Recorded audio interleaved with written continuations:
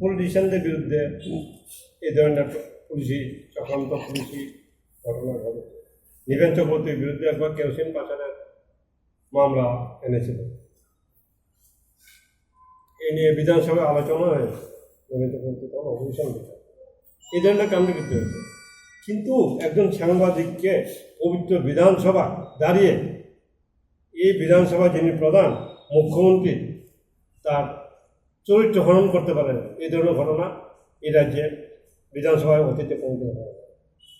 মুখ্যমন্ত্রী এই বিবৃতিটা দাঁড়িয়ে আজকে করেছেন, বিধানসভায় করে শুনিয়েছেন। ঘটনা ঘটেছে 13:37 1:37 ঘটনা, এবং এই ঘটনার পরেই সাংবাদিক বিকাশের ভাই দ্বিজেন্দ্র এফআইআর করেছে কাঞ্চনপুর থানা। কালকে পুলিশ বলছে যে পুলিশ গিয়ে তাকে জঙ্গল থেকে উদ্ধার করে। মুখ্যমন্ত্রী বিবৃতি দেওয়া গেল যে তার বাড়িতে ছেড়ে দাঁড়াতে করছে, সেটা পরে গেছে আহত।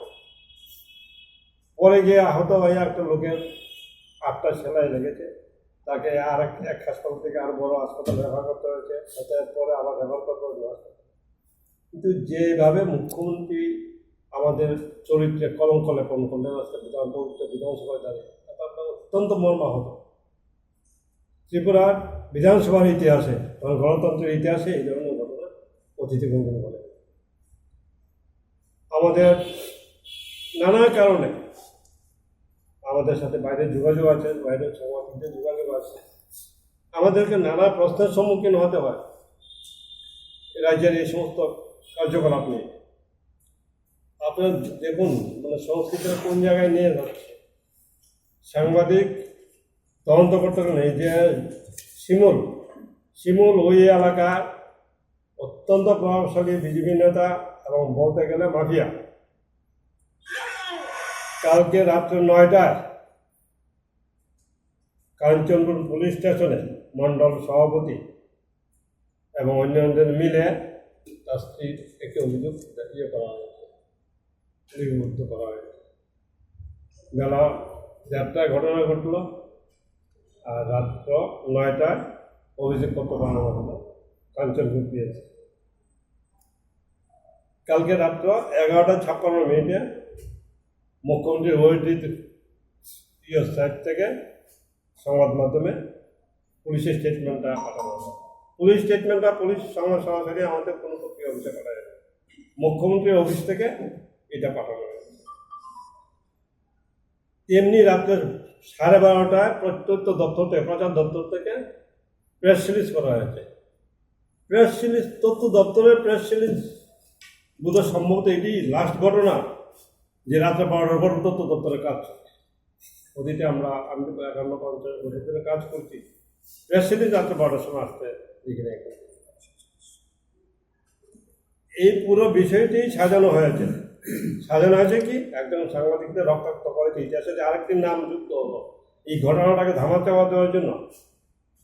এই ঘটনাটি সাজানো হয়েছে মিথ্যা একটা ঘটনা, এক মহিলাকে জড়িয়ে। আমাদের যিনি বিধানসভার নেতা, ওনার কি সেই সম্মান নেই যে মহিলাকে আমি জড়িয়ে দিচ্ছি? এই মহিলা আত্মসম্মান বোধ নেই, সাংবাদিকদের তো কলঙ্কিত করেছে নেই, তো এই মহিলা আত্মসম্মান বোধ নেই, মহিলাকে জড়িয়ে বিধানসভার পরে উনি নিয়ে দিলেন। এটা অত্যন্ত দুঃখজনক, আমাদের পক্ষে অত্যন্ত লজ্জাজনক। আমি কি বলবো, আমার দীর্ঘদিন থাকাটাই মানে আমার কাছে দুঃস্বপ্ন মনে হচ্ছে যে আমি এখানে এই সংগঠনের কাছে না থাকলেও বোধহয় বেটার, আমার এগুলি আর সম্মুখীন করতে হবে। আমরা এটা আমি বলে দিলাম, আমি 100% শিওর মুখ্যমন্ত্রীর দপ্তর থেকে মুখ্যমন্ত্রী তার প্রতিশ্রুতি পালনে ব্যর্থ হয়েছে। বরঞ্চ উনি আক্রমণকারীর পক্ষ নিয়েছেন এবং আক্রমণকারীর স্ত্রীকে শুদ্ধ এখানে এনে পার্টি করে দিয়েছেন। আমরা এদেরকে বলছি প্রেস কাউন্সিলের চিফ মিনিস্টারের দিকে অলরেডি রেজিস্টার্ড হয়েছে। এটা হিয়ারিংয়ের ডেট পড়বে সম্ভবত তাড়াতাড়ি এপ্রিল মাসে। এগুলিতে আছি, অন্যান্য মধ্যেও চলবে। আমি যেটা আপনাদেরকে সতর্ক কত রকমের ট্রেন্ড মুখ্যমন্ত্রীর দপ্তর থেকে সাংবাদিকদের ফোন করা হচ্ছে, আপনার পরিবারের বেকার আছে এই কাজ করেছে, প্রুফ দেওয়া হচ্ছে। সাব ডিভিশনে যারা, আমি আগরতলা সাংবাদিক প্রুফ পেয়েছেন কিনা আমি জানি না, কিন্তু সাব ডিভিশনের সাংবাদিকদের আমাদের কাগজে যারা যুক্ত তার প্রত্যেকেই সেই প্রুফ পেয়েছেন।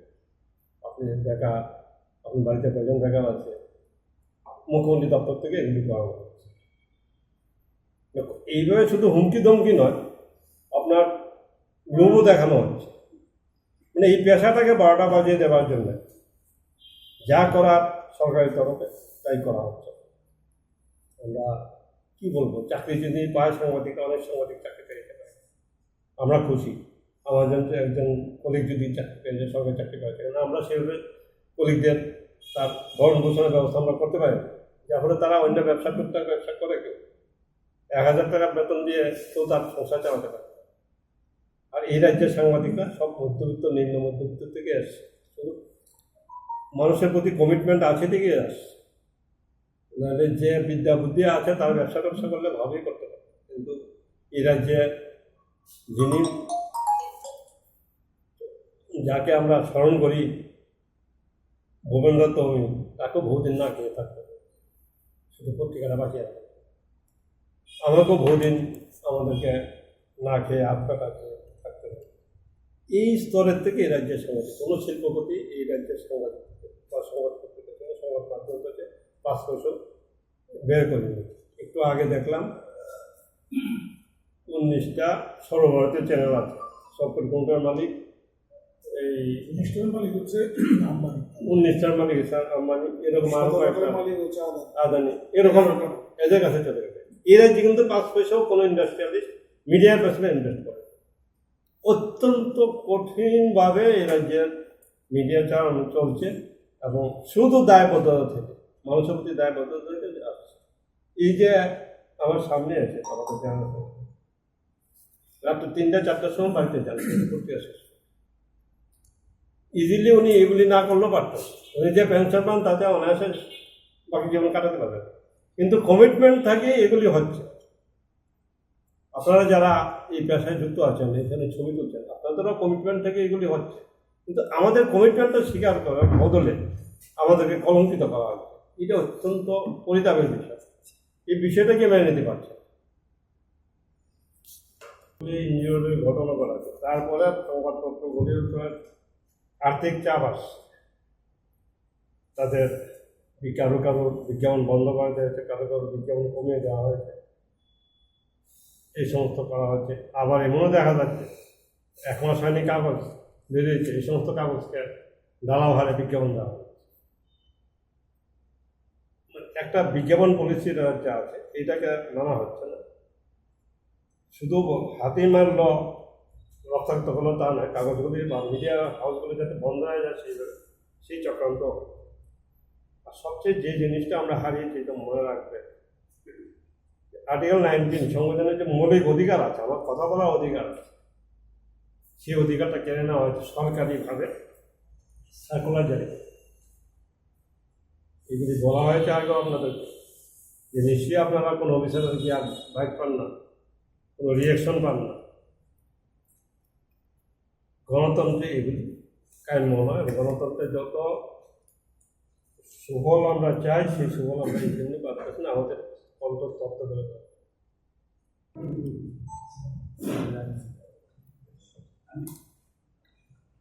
সাংবাদিক গতকাল রক্তাক্ত হলেন শাসক দলীয় এক স্থানীয় নেতা এবং তার বাহিনীর দ্বারা। এই সম্পর্কে আপনারা সবাই জানেন, আপনার সংবাদপত্র যে সমস্ত খবর প্রকাশিত হয়েছে এবং সমস্ত মিডিয়াতেই এই সমস্ত খবর প্রকাশিত হয়েছে।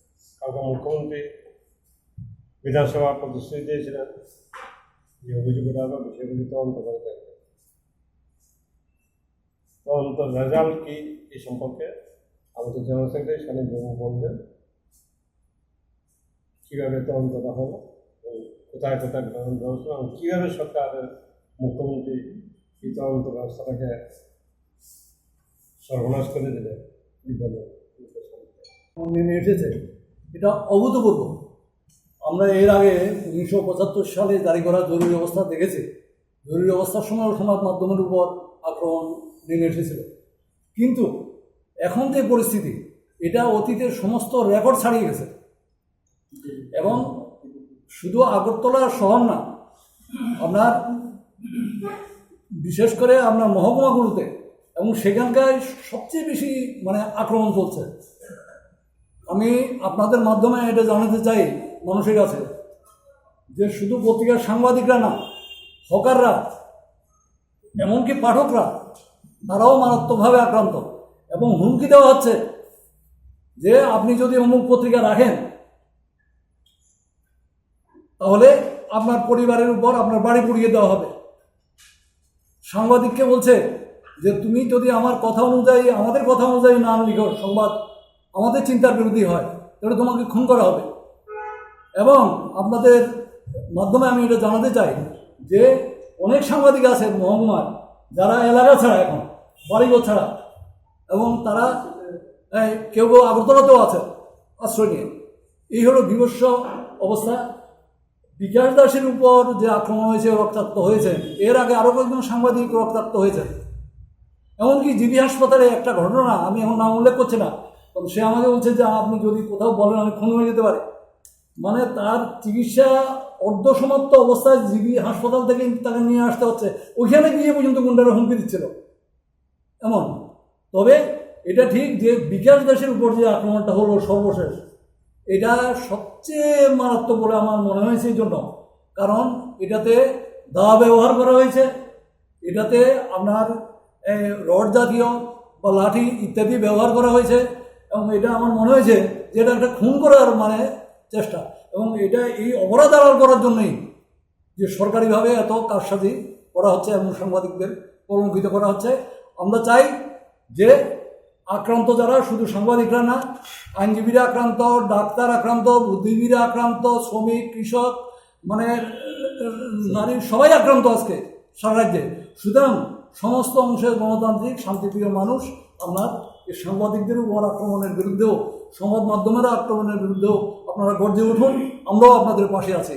এরকম নেমে এসেছে, এটা অভূতপূর্ব। আমরা এর আগে 1975 সালে জারি করা জরুরি অবস্থা দেখেছি।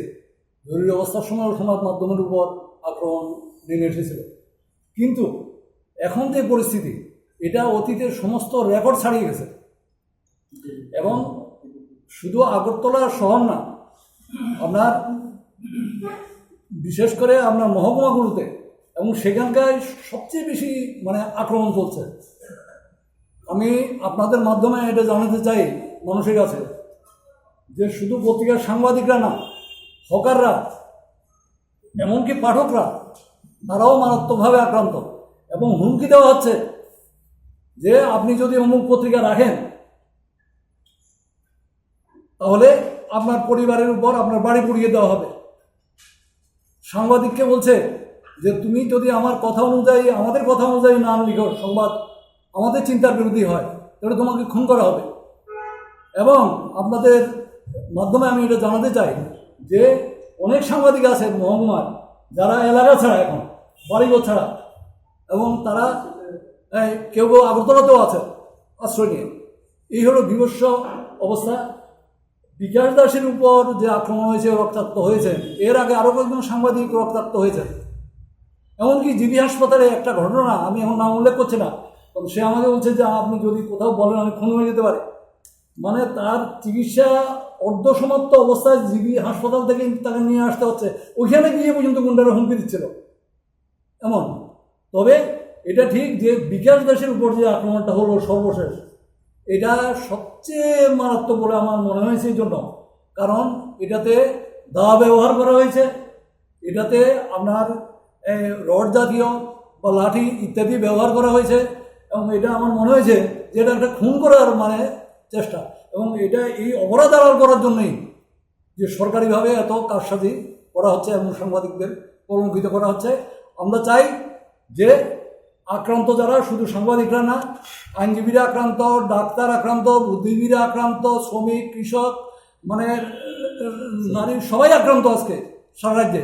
সুতরাং সমস্ত অংশের গণতান্ত্রিক শান্তিপ্রিয় মানুষ আমরা এই সাংবাদিকদের উপর আক্রমণের বিরুদ্ধেও, সংবাদ মাধ্যমের আক্রমণের বিরুদ্ধেও আপনারা গর্জে উঠুন, আমরাও আপনাদের পাশে আছি। এই হলো করছি।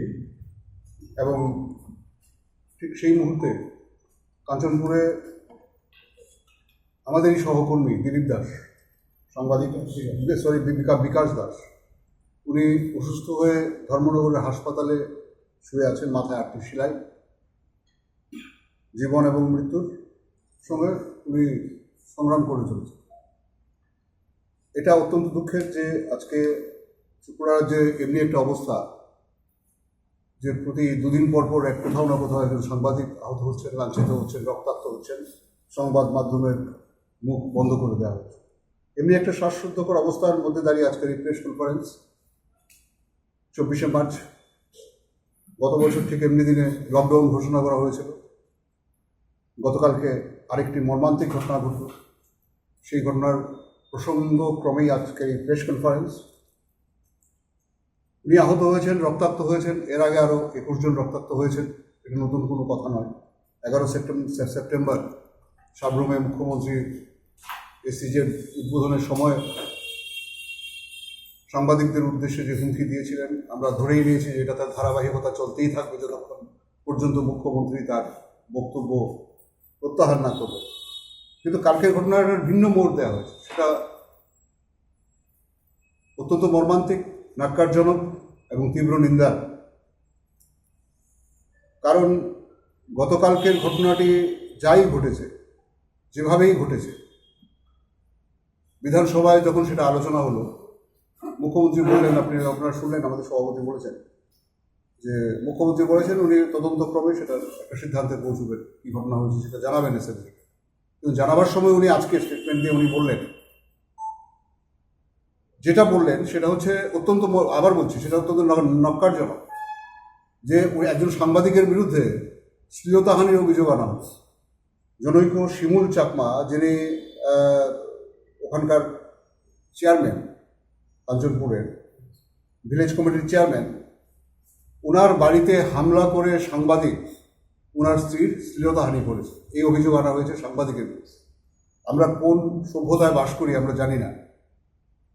এমনি দিনও যে আমাদের দেখতে হবে সেটাও আমরা কখনো ভাবিনি, যে একজন সাংবাদিক উনি ওনার পেশাগত কাজ করতে গিয়ে সুনীল চাকমার বিভিন্ন দুর্নীতির হিসাব নিকাশ নিয়ে কথা বলতে গিয়ে, খবর নিতে গিয়ে উনি সেখানটায় আহত হলেন, রক্তাক্ত হলেন, মাথায় 8টা সিঁড়ি লাগলো। আজকে উনি জীবন মৃত্যুর সন্ধিক্ষণে দাঁড়িয়ে আছেন ধর্মনগর হাসপাতালে, অথচ তার বিরুদ্ধে অভিযোগ আনা হলো যে উনি শিমুল চাকমার স্ত্রীর শ্লীলতাহানি করেছেন। অত্যন্ত মর্মান্তিক এই যে চক্রান্ত সংবাদ মাধ্যমের বিরুদ্ধে এবং সাংবাদিকের বিরুদ্ধে পেশাগত কাজ করে, এটা তো মানে পুলিশ এটা করেছে। কালকে রাত্রেবেলা ঘটনা ঘটেছে 1:30, মানে 1:30 পুলিশ জেনেছে, দুপুর 1:30, রাত্র 9টার সময় পুলিশ সেটা জানাচ্ছে যে এমনি একটা প্রেস রিলিজ ওরা ছেড়ে দিল। এবং সেটা আবার আমরা জানালাম, ওএসডি সঞ্জয় মিশ্র আমাদের জানালেন আমাদের ওনার হোয়াটসঅ্যাপ থেকে, যে ঘটনার পেছনের কারণ কি। ঘটনার পেছনের কারণ হচ্ছে এটা যে সেখানে বিকাশ দাস গেছে ওখানে শ্লীলতাহানি করতে। Is it believable? এটা কোনো মানুষ বিশ্বাস করবেন যে একজন সাংবাদিক শ্লীলতাহানির জন্য একজনের বাড়িতে হানা দিয়েছে, তাও প্রকাশ্য দিবালোকে 12:30টার সময়?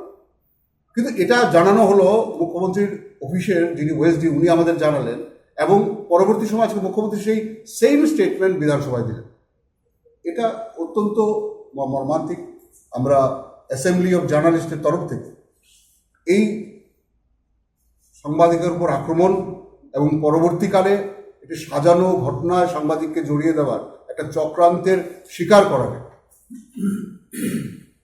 নিন্দা করছি এবং তার প্রতিকার চাইছি। আমরা আশা করব এই রাজ্যে যে সরকার রয়েছে এই সরকার আরও সহানুভূতির সঙ্গে সাংবাদিকদের এবং গণতন্ত্রের চতুর্থ স্তম্ভকে মোকাবেলা করবেন।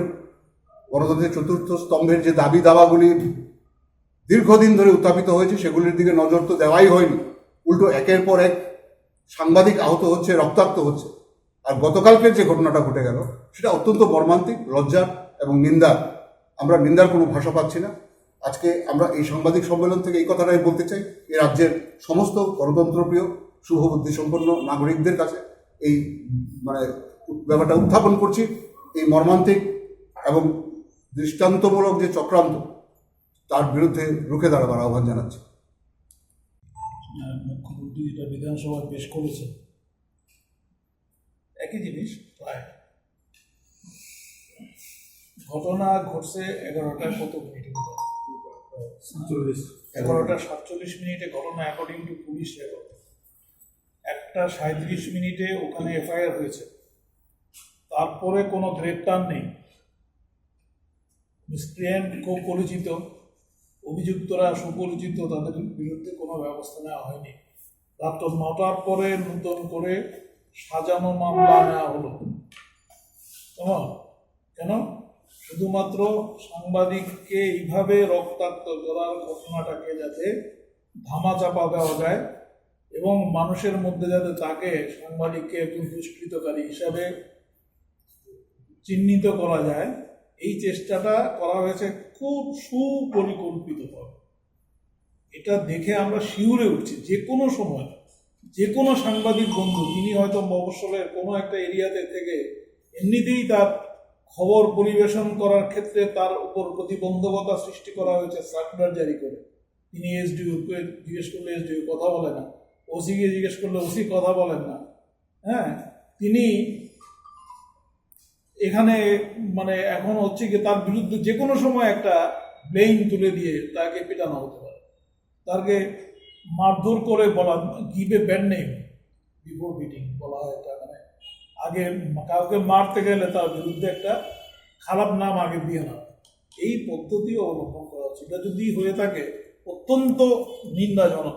আরেকটা কথা আমি বলবো, পুলিশের স্টেটমেন্ট এবং মাননীয় মুখ্যমন্ত্রীর স্টেটমেন্টের মধ্যে তাকে ঠিকাদার বলে উল্লেখ করা রয়েছে এবং বলা হয়েছে যে তিনি একটা ঠিকাদারি কাজ করছিলেন, 21 লক্ষ টাকার কাজ, এবং সেই কাজটার ইটগুলো চুরি হচ্ছিল। তিনি গিয়ে সেই চেয়ারম্যানের বাড়িতে গিয়ে ইট দেখে সেই কেন নিয়ে জিজ্ঞেস করেছে। এটা অ্যাকর্ডিং টু পুলিশ স্টেটমেন্ট আছে। এই নিয়ে মুখ্যমন্ত্রী যখন স্টেটমেন্ট করেন তার মাথায় গিয়ে একবার আসে না যে সরকারি কাজের ইট চুরি হয়ে যাচ্ছে, সেই চোরের পক্ষে স্টেটমেন্ট করা হচ্ছে। পবিত্র বিধানসভায় দাঁড়িয়ে সরকারি কাজের জন্য চুরি, হোক সে কন্ট্রাক্টর বা না হোক, যে কেউ কন্ট্রাক্টর হতে পারে। ত্রিপুরা রাজ্যের সাংবাদিক যারা বাইরে থেকে কাজ করেন তারা ক পয়সা পান, এখানকার মালিকরাই বা কত বড়, ছোট ছোট মালিক, তারা ক পয়সা দিতে পারেন একজন সাংবাদিককে, তাকে অন্য কোনো কাজ করতে হয়, এটা সেইটা নানা রকমের টুকটাক কন্ট্রাক্টরি এগুলো তাকে করতে হয়। সে যদি আক্রান্ত হয় সেটা খোঁজ খবর আমি ধরলাম, পুলিশ স্টেটমেন্ট ঠিক আছে, ধরে নিলাম, তাইলে কি এই কথা আমি সমর্থন করব? যে নাকি যার বিরুদ্ধে অভিযোগ ইট চুরি, কোথাকার ইট, ওর ব্যক্তিগত ইট নয়, সরকারি কাজের ইট চুরির অভিযোগ যার বিরুদ্ধে, তাকে সাপোর্ট দিচ্ছেন স্বয়ং মুখ্যমন্ত্রী এবং স্বরাষ্ট্রমন্ত্রী বিধানসভায় দাঁড়িয়ে, এসছেন নক্কারজনক কিছু হতে পারে। আমি শুধু আপনাদের দৃষ্টি আকর্ষণ করলাম বিষয়টার দিকে, কেমন? এবং আমাদের শুধু আগরতলায় যারা সাংবাদিকতা করেন তারাই শুধু নয়, সারা রাজ্যে যে কোনো স্তরে যারা ইলেকট্রনিক মিডিয়ায় কাজ করছেন, যারা যে কোনো স্তরে কাজ করছেন, সাংবাদিকতা করছেন, প্রত্যেকে আতঙ্কিত, আগে থেকেই আতঙ্কিত যে আমরা কোনো কাজই করতে পারছি না। হুমকি আসছে এদিক থেকে সেদিক থেকে, যার দিক থেকে হুমকি আসছে, বাড়ি ঘরে আক্রমণ হচ্ছে। এখন দেখা যাচ্ছে পরিস্থিতি কত দ্রুত আরো অবনতির দিকে যাচ্ছে। আমরা এই মঞ্চ থেকে, আমাদের অ্যাসেম্বলি অফ জার্নালিস্টের মঞ্চ থেকে, এটা শুধু একলা জার্নালিস্টদের লড়াই না, শুধুমাত্র কিছু সাংবাদিক এবং সম্পাদক সারা রাজ্যে ঐক্যবদ্ধ হলেই কিন্তু এই ব্যবস্থা, এই যে অবস্থা, তার পরিবর্তন করা সম্ভব না। আমরা সমস্ত গণতান্ত্রিক অংশের মানুষ যারা শুভবুদ্ধি সম্পন্ন শুভ চিন্তার যে মানুষেরা রয়েছেন তাদের সবার কাছে আবেদন জানাচ্ছি, আপনারা এগিয়ে আসুন, এগিয়ে এসে এর প্রতিবাদ করুন। কারণ কথা বলার অধিকার আপনাদেরও বন্ধ হচ্ছে। সংবাদপত্র বেঁচে ছিল, সংবাদ মাধ্যম বেঁচে ছিল, কিছু কিছু কথাবার্তা লিখত, এখন তাদের উপর আক্রমণ শুরু হচ্ছে। পদ্ধতিটা কি? ডাইরেক্টলি সংবাদপত্রের অফিসে ঢুকে গুন্ডারা আক্রমণ করছে না, করছে খবরের সোর্স যেখানে, যারা খবর পাঠাবে তাদের কণ্ঠ চেপে ধরা হবে। এই পদ্ধতি অবলম্বন করা হচ্ছে। এটা অত্যন্ত ভয়ঙ্কর একটা পদ্ধতিতে তারা সংবাদ মাধ্যমের কণ্ঠরোধ, ক্যামেরা, লেন্স বন্ধ করার চেষ্টা করছেন। আমরা এর বিরুদ্ধে প্রতিবাদ জানিয়ে এসেছি, প্রতিবাদ জানাতে থাকবো। আমরা ত্রিপুরা রাজ্যের মানুষকে সঙ্গে পাবো এই প্রতিবাদে, এটাই আমাদের দৃঢ় বিশ্বাস।